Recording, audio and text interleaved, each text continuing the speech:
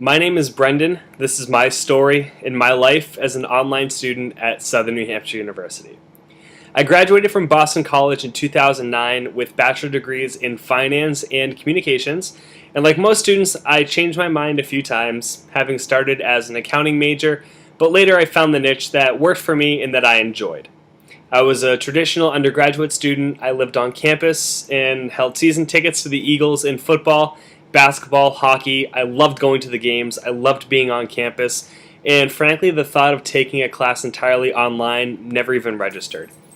So fast forward to graduation, I started working at Radio 92.9 in Boston, selling radio advertising, and while I learned a lot of great transferable skills, and I really got a chance to cut my teeth, deep down I knew it wasn't what I wanted to do.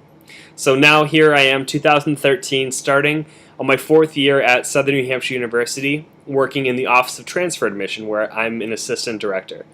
A few months after starting at SNHU back in 2010, I took my first graduate class, albeit in person, at night.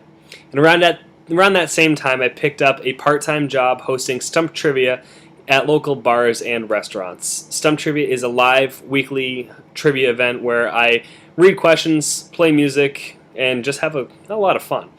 It became difficult to make it to class each week when I worked nights and with my job at SNHU, which requires me to travel throughout New England, visiting community college campuses and recruiting students. So this is where my first online class came into play.